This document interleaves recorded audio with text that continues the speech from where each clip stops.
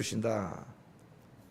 하나님이 지켜주신다. 그다음에 두 번째는 하나님이 평강을 주신다. 그랬어요. 평강, 지켜주심과 평강을 주심, 두 가지에 한번 초점을 맞춰보겠습니다. 자, 하나님을 의지하는 사람은 하나님께서 철저하게 지키시고 지켜주십니다. 지켜주셔요. 오늘 시인이 어떻게 노래하고 있느냐?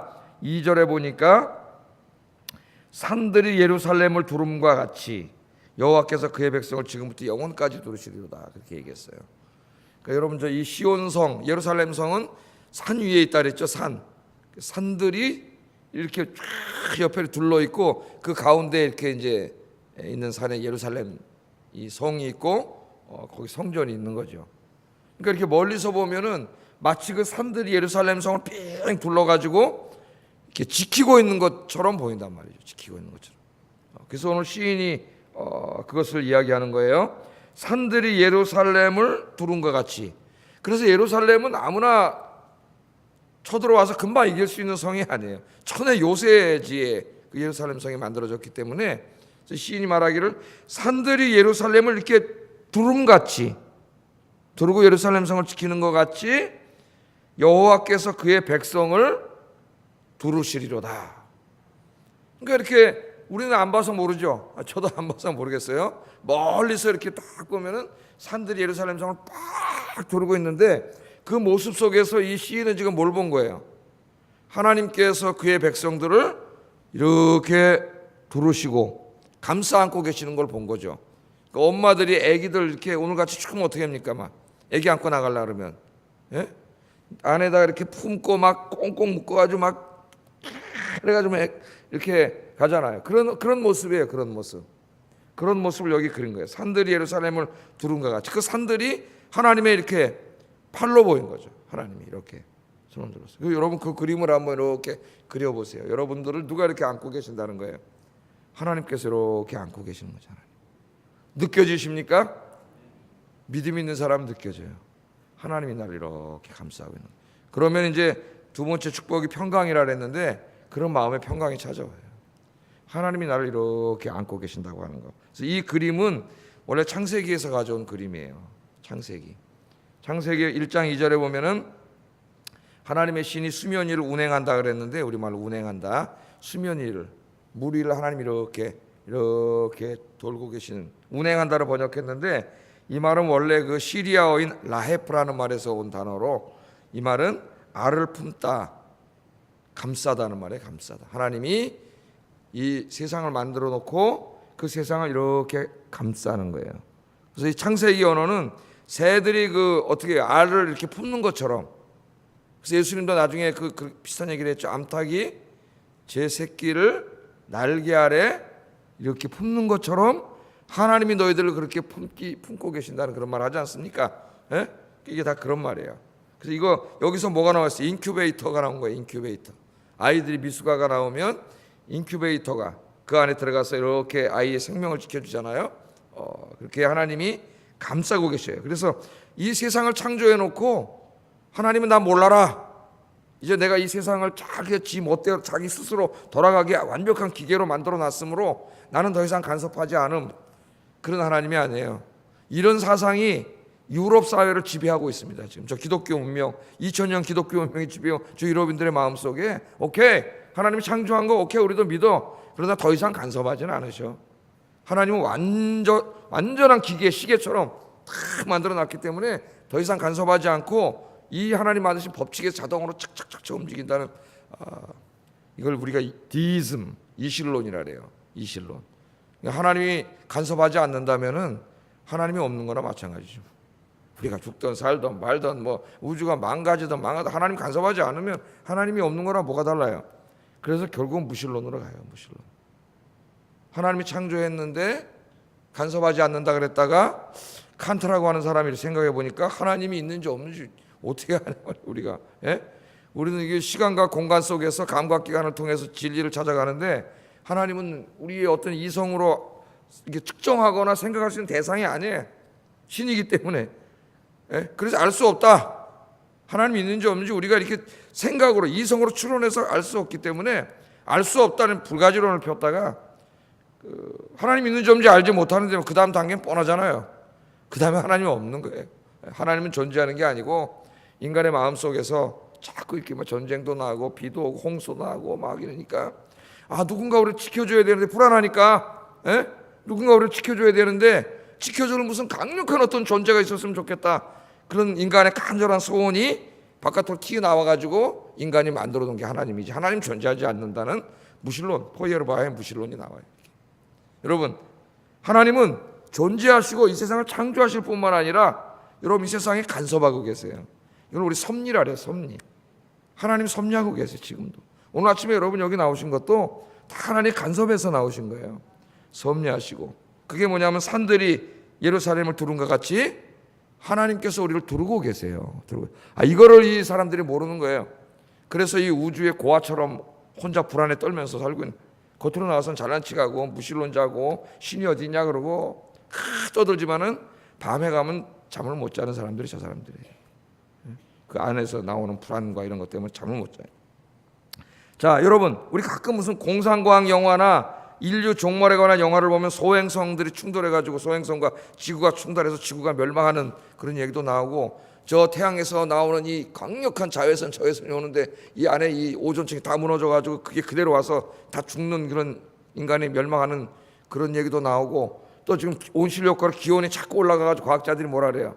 빙하가 자꾸 녹아서 이제 저게 샥 쓰르면은 서울 거의 다가 그냥 잠겨갖고 다 죽는 이상기온이죠.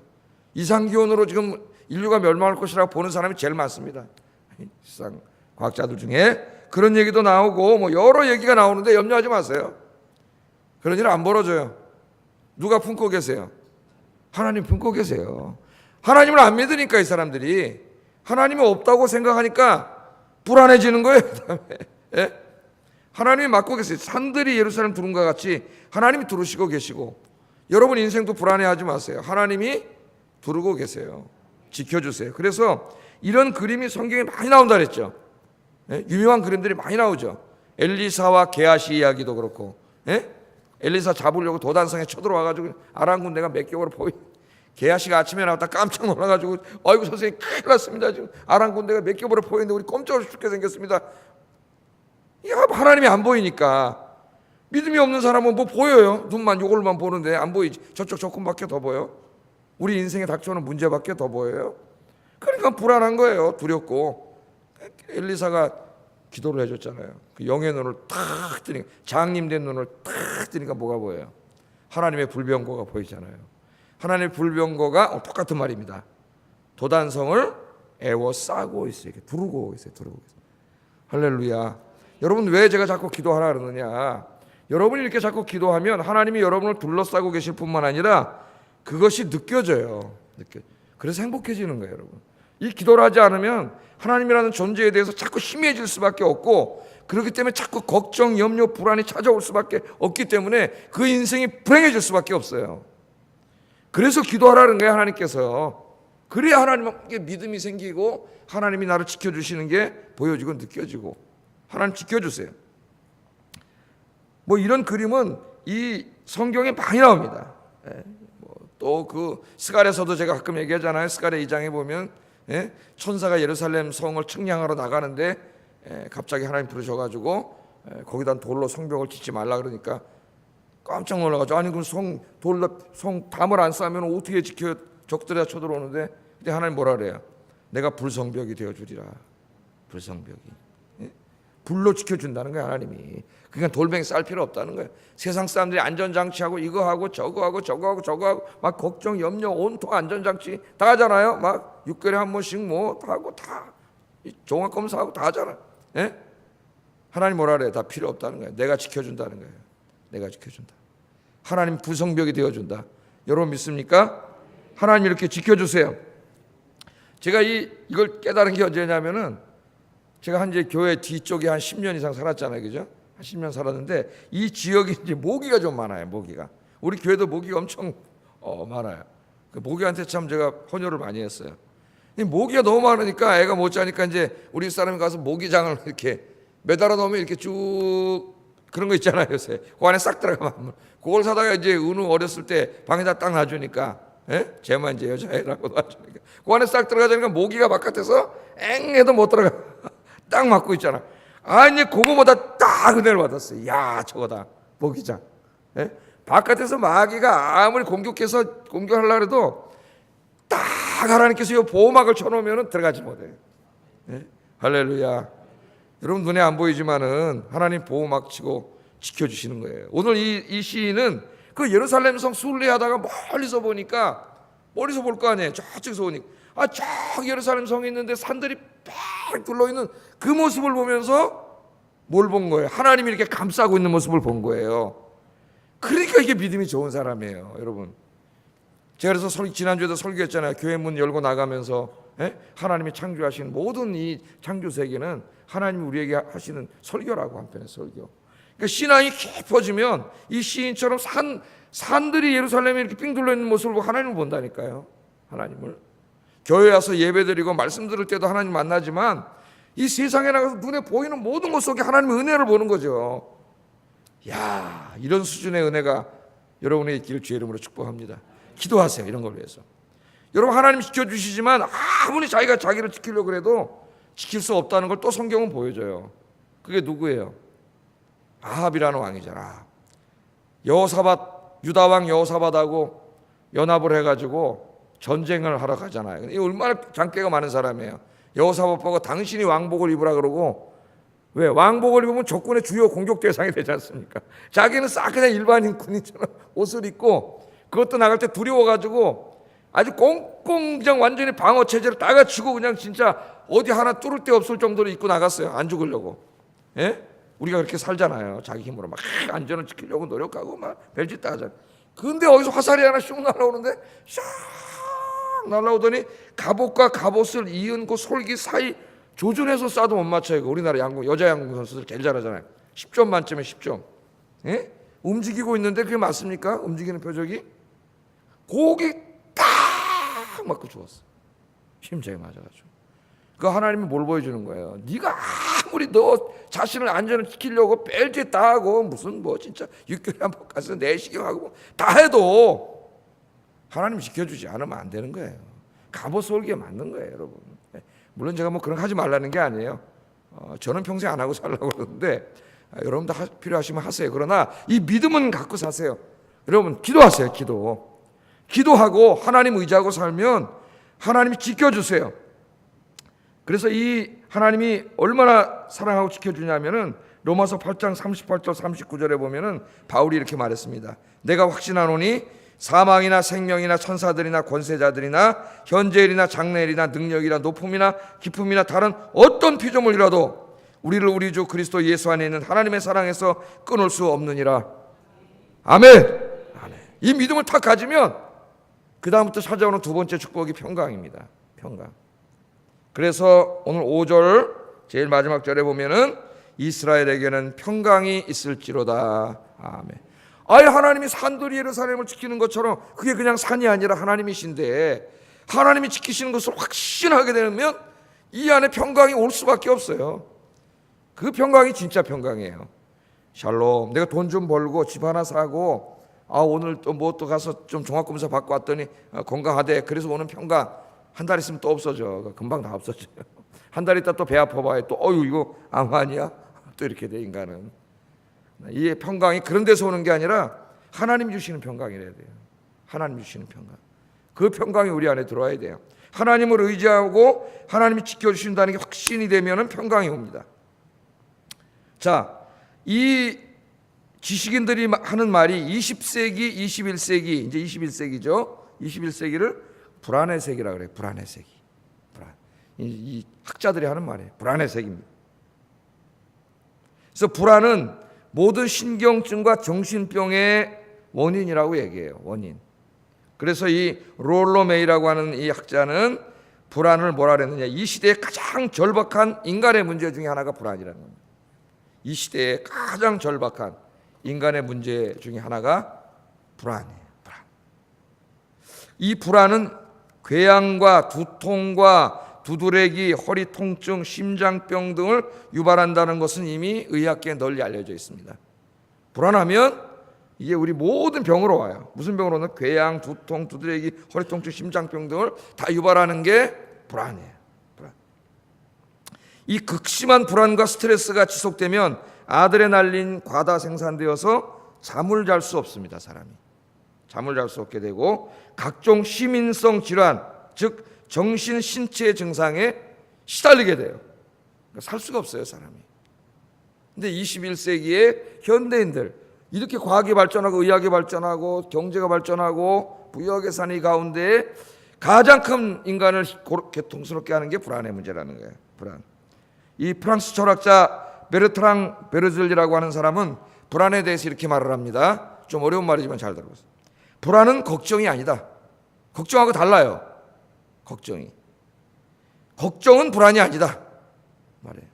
그러니까 자, 걱정, 어제 제가 설교 준비를 했습니다. 걱정과 염려하고 불안은 달라요. 우리가 같은 말로 막 이제 한국말에서 쓰는데 이게 사실은 근본적으로 다른 말이에요. 걱정과 염려는 이런 거예요. 제가 어제 이제 설교 준비하고 자는데 좀 이따 이제 그림을 보여줄 텐데, 이게 뭉크의 그림이 있어요. 불안에 대한 그림이. 근데 이거를 이제 아침에 가서 미리 줘야 이제 우리 목사님들이 띄워주는데, 이거 어제 안 줬거든 내가. 오늘 아침에 가서 이제 이걸 목사님들이 얘기해야지. 근데 잊어먹을 확률이 또 있잖아요, 내가. 그러니까 자다가 뭐가 돼요? 그걸 우리가 불안하다고도 얘기하는데, 그건 엄밀한 의미에서 불안이 아니라 걱정과 염려예요. 걱정과 염려. 그런 건 그냥 심리적으로 걱정하는 거야. 내가 내일 이거 안 하면 어떡하지? 염려. 이걸 불안이라고도 해. 우리는 왔다 갔다 쓰는데 엄밀한 언어는 아니에요. 걱정과 염려라고. 그래서 어제 제가 조금 한 10시 넘어서 잤나요? 자다가 1시 좀 넘어서 딱 깼어요. 1시 반이더라고요. 딱 뜨니까 이 생각이 딱 나는 거야. 그럼 계속 잠재의식 속에 이걸 내일 잊어먹으면 안 되는데 그렇게 하다가 대여섯 번 하다가 새벽 기도를 나갔어요. 이거를 우리가 불안해서 그랬다는데 이건 불안이 아니에요. 사실 이게 걱정과 염려예요. 걱정은 불안이 아니고 불안은 걱정이 아닙니다. 이유는 간단한데, 걱정은 심리적인 상태. 이런 거 내가 걱정하고 염려한 거예요. 그것에 불과한 거지만, 불안은 존재론적인 상태라 그랬어요. 존재. 인간의 실존과 존재의 상태예요. 존재의 상태. 그냥 마음으로 단지 무슨 어떤 하나의 사건 때문에 오는 걱정과 염려가 아니에요. 불안은 인간이라고 태어난 이상 그 인간은 어쩔 수 없이 가질 수밖에 없는 존재론적인 상태가 바로 불안이라는 거예요. 불안. 그리고 이 말을 엄밀하게 하면 구분을 해야 됩니다. 불안은 심리적으로 어떤 환경 때문에 잠깐 걱정과 염려되는 게 아니라 하나님 떠난 인간의 삶을 지배하는 이 존재론적인 고통입니다. 하나님 떠났기 때문에 모든 인간은 불안할 수밖에 없어요. 불안할 수밖에 없어요. 존재의 근원에서 떨어져 나왔기 때문에, 철학자들이 하는 말에 의하면, 우리 신학에서는 하나님 떠나서 죄졌다 그러는데 철학자들은 그런 말 절대 하지 않아요. 존재의 근원에서 떨어져 나왔다. 존재의 근원에서 멀어졌다 그러니까 우리 철학책 읽으면 어려워. 무슨 말인지 몰라요. 우리 쉽게 얘기하면 하나님 창조주로부터 떨어져 나왔다는 거예요. 존재의 근원, 생명의 근원에서 떨어져 나왔어. 에덴 동산에는 불안하지 않아요. 네. 하나님이 늘 에덴 동산에 와서 지켜주시는데, 근데 인간이 죄짓고 하나님 떠났기 때문에, 생명의 근원에서 떠났기 때문에 그 밑에는 사탄이 지배를 하고 있어요. 인간은 불안할 수밖에 없어요. 불안해. 그래서 인간이 늘 불안합니다. 이 죽을 때까지 인간은 인간의 힘으로 절대로 불안에서 벗어날 수 없어요. 무슨 짓을 해도. 그래서 존재론적인 상태예요. 어쩔 수 없는 필연적인 거예요. 인간에게 불안은. 이 노르웨이 화가 중에 불안이라는 주제에 관심을 가졌던 화가가 있습니다. 평생 불안에 시달렸어요. 그 사람이 에드바르트 뭉크라고 하는 노르웨이 화가인데, 이 사람이 이제 63년 태어나서 1944년, 아마 여러분 다 아시겠죠. 뭉크. 제가 한동안은 이 그림에 빠져가지고 이 미술 그림에 관한 책을 상당히 많이 읽어요. 이만큼 집에 내 서점에 이만큼 있어요. 서재가 그림 봐서 그림 웬만한 거 다 알았었는데 요새 한동안 또 안 봐가지고 까먹었어요. 그림들을. 그림을 많이 봤죠. 봤습니다. 자, 이 사람이 이제 표현주의 화가인데 표현주의 화가들은 육안으로 볼 수 있는 대상을 그리지 않아요. 그러니까 원래 이렇게 눈으로 보고 그리잖아요. 그죠? 그래서 옛날에는 누가 유명한 화가였냐면은 저기 있는 대상을 진짜 똑같이 그리는 사람. 이 사람이 제일 이거예요. 화가 중에. 그런데 이제 이 사실주의 화가들이 쇠퇴하기 시작해요. 왜 쇠퇴하느냐? 사진기가 이제 발전이 되면서 자기가 아무리 그려봤댔자 사진기보다 정확하지 않아요. 그잖아. 내가 아무리 사실적으로 그래. 물론 그림도 정말 잘 그린 사람 똑같이 사진처럼 그리더라고요. 아무리 그래도 그려봐야 사진만큼은 되지가 않아요. 그러니까 사진을 이길 수가 없어, 이 사실화. 그래서 쇠퇴해요, 사실화가. 쇠퇴하면서 이제 어떤 추상적인 추상화 이런 것들이 이제 파놓치기 시작하는데, 이 표현주의 화가들은 인간의 육안이 아니라 인간의 육안으로 볼 수 없는 어떤 그 인간의 마음 이런 걸 그렸어요. 볼 수 없는 인간의 어떤 심리 상태라든가 마음이라든가 이런 걸 그리기 시작했는데, 이 뭉크는 특별히 불안이라고 하는 주제에 관심을 갖게 됩니다. 자기가 불안하니까. 존재론적인 문제거든요. 불안해. 그래서 이 그림을 하나 보겠습니다. 절규, 불안, 그런 제목을 가지고 있는 이 그림인데, 이게 자기 자화상이에요. 저 사람 보세요. 보이나? 여기 잘 보이네요. 공포와 불안에 떨고 있죠. 예? 겉으로 볼 때는 멋있는 사람이 잘생기고 수염도 나고 다 그렇게 생긴 사람인데, 그 그림을 거울을 보고 그린 게 아니고 자기의 보이지 않는 내면을 그린 거예요. 내면. 근데 저게 자기의 모습이에요. 너무 불안해.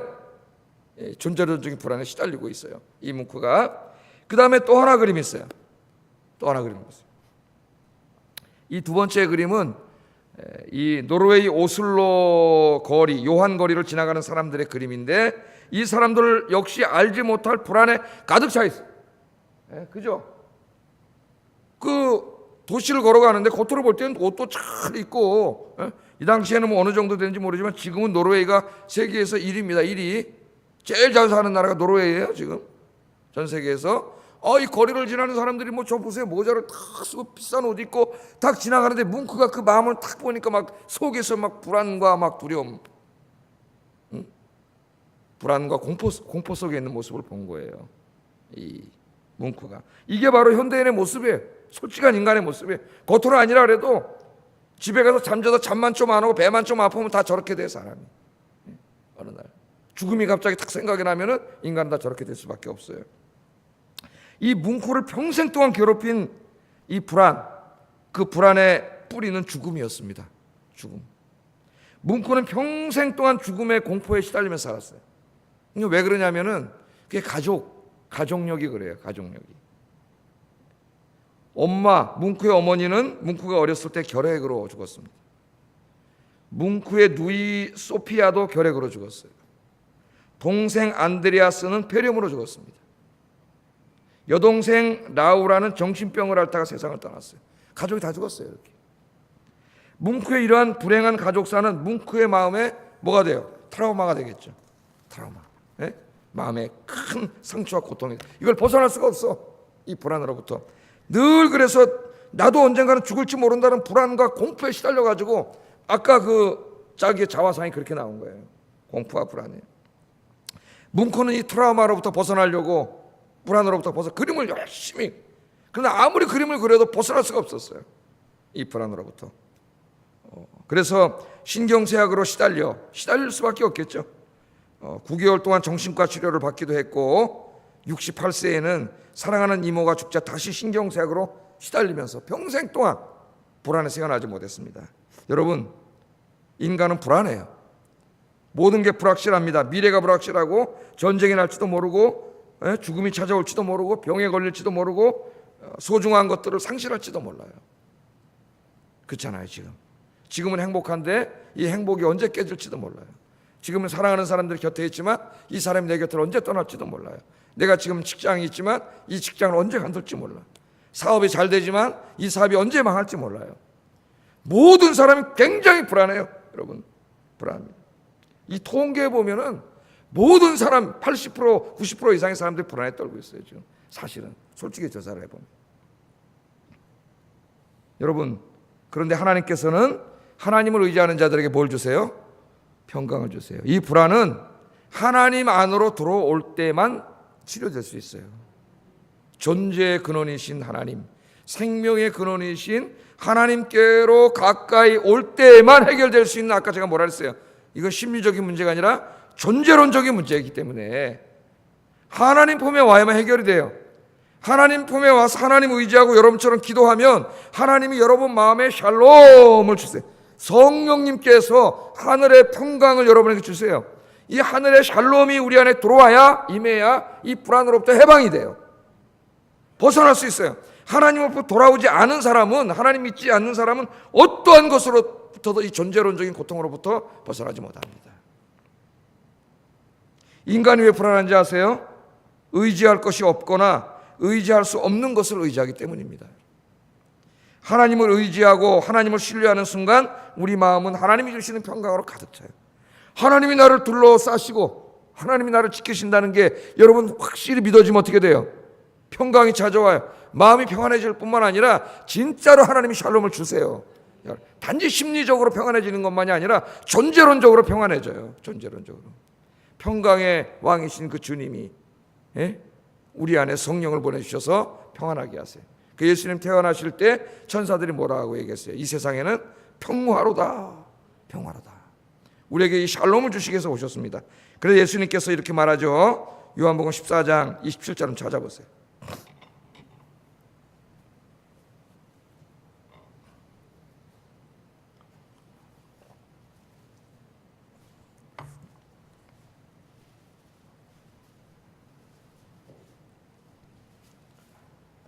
요한복음 14장 27절. 자, 다 유명한 말씀이죠. 같이 한번 읽어보겠습니다. 시작.